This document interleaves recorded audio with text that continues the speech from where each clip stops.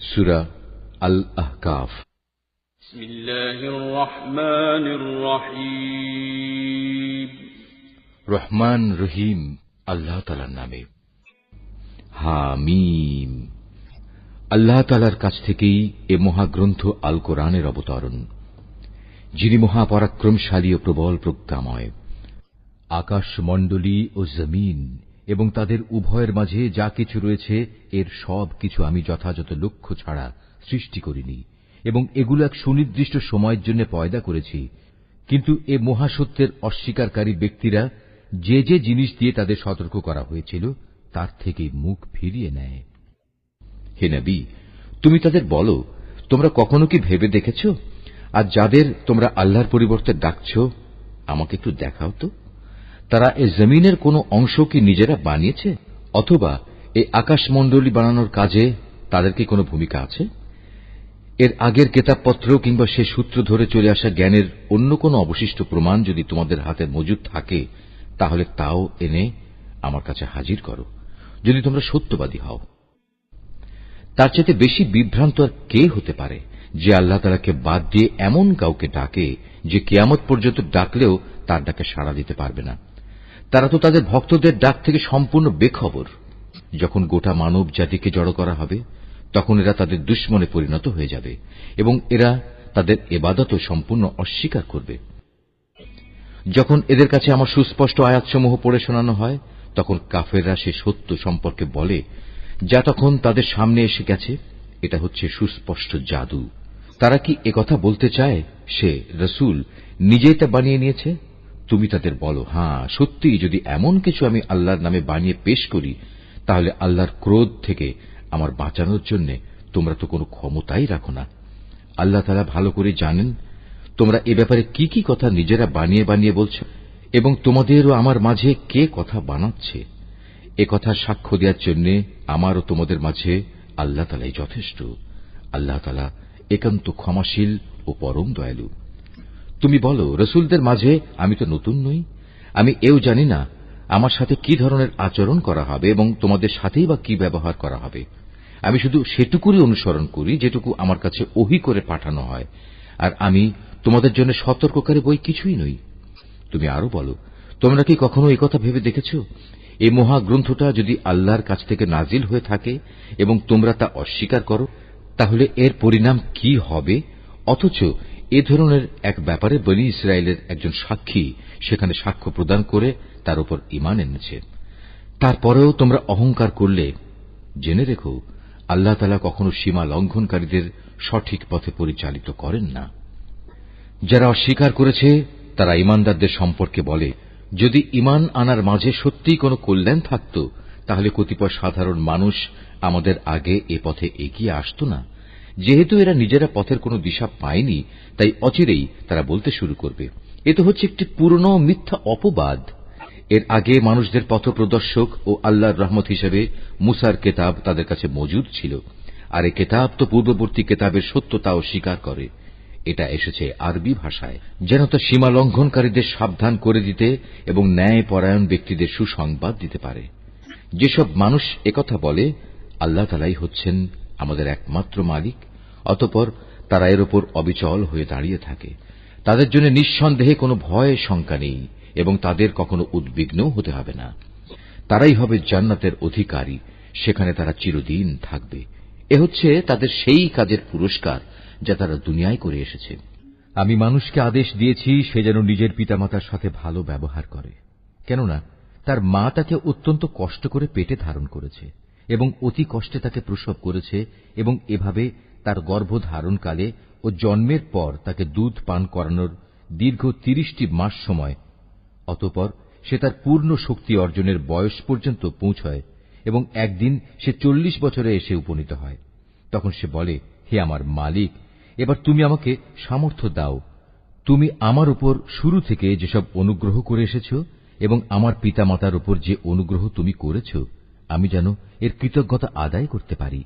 সর্বোপরি আমি যেন এমন সব ভালো কাজ করতে পারি যার ফলে তুমি আমার উপর সন্তুষ্ট হবে।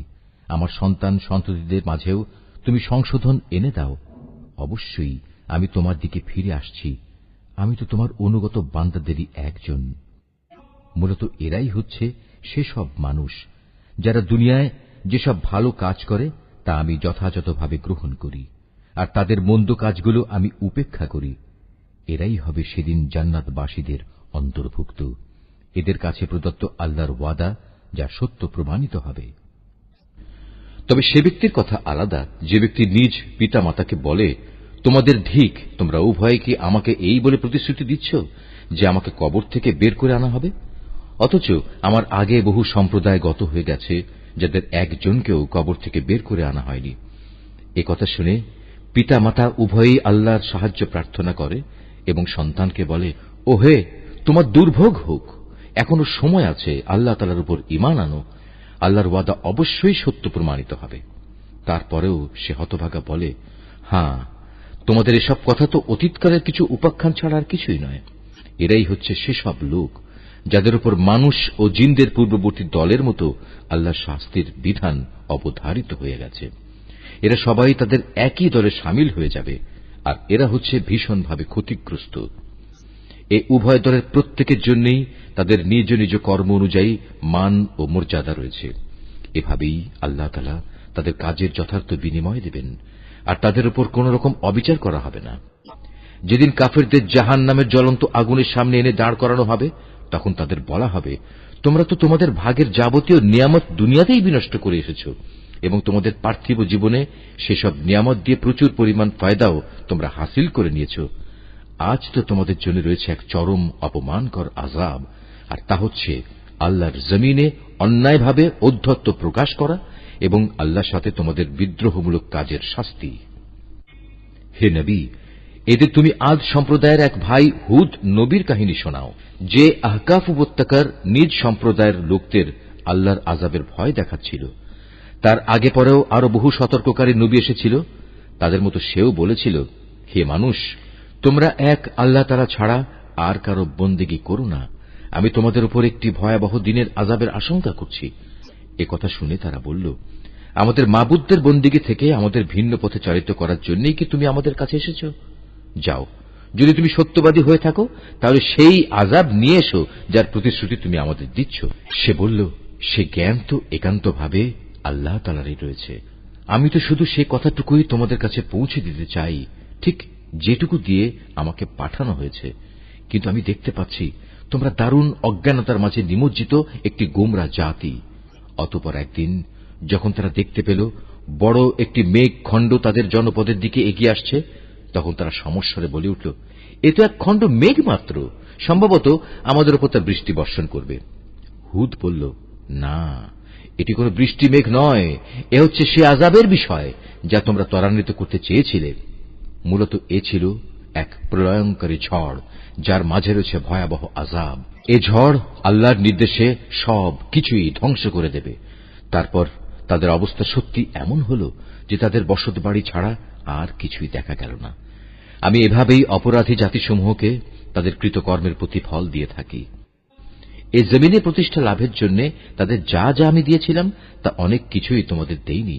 শোনার জন্য আমি তাদের কান, দেখার জন্য চোখ ও অনুধাবনের জন্য হৃদয় দিয়ে রেখেছিলাম, কিন্তু তাদের সে কান, চোখ ও হৃদয় তাদের কোনোই কাজে আসেনি, কারণ তারা আল্লাহ তাআলার আয়াতসমূহকে অস্বীকার করতেই থাকল।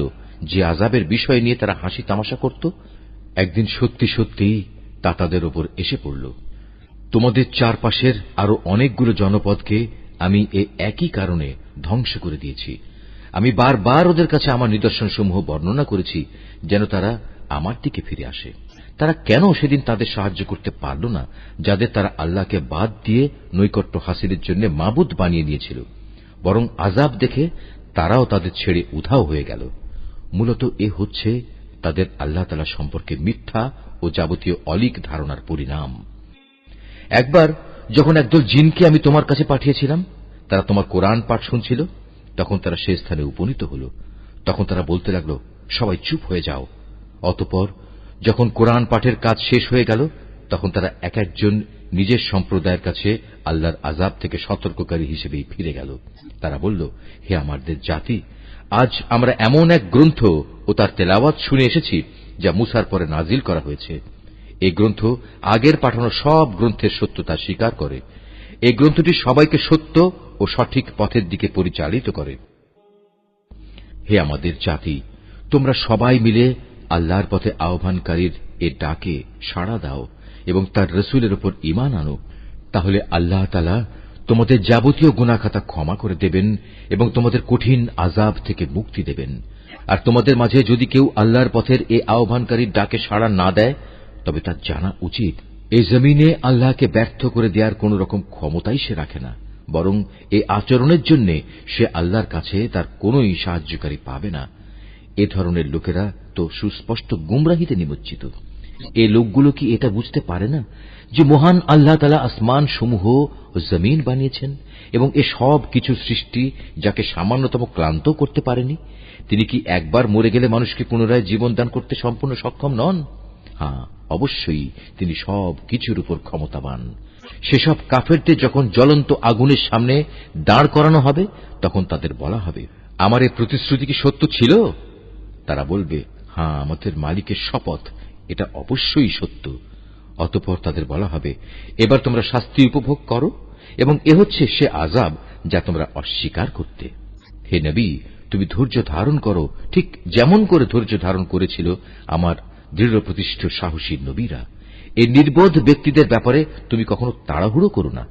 যেদিন সত্যিই তারা সেই আযাব নিজেদের সামনে দেখতে পাবে যার ওয়াদা তাদের কাছে করা হয়েছিল, তখন তাদের অবস্থা হবে এমন যেন দুনিয়ায় তারা দিনের সামান্য একটি মুহূর্ত সময় অতিবাহিত করে এসেছে। মূলত এটি একটি ঘোষণা মাত্র। এই ঘোষণা যারা প্রত্যাখ্যান করেছে তাদের ছাড়া আর কাউকে সেদিন ধ্বংস করা হবে না।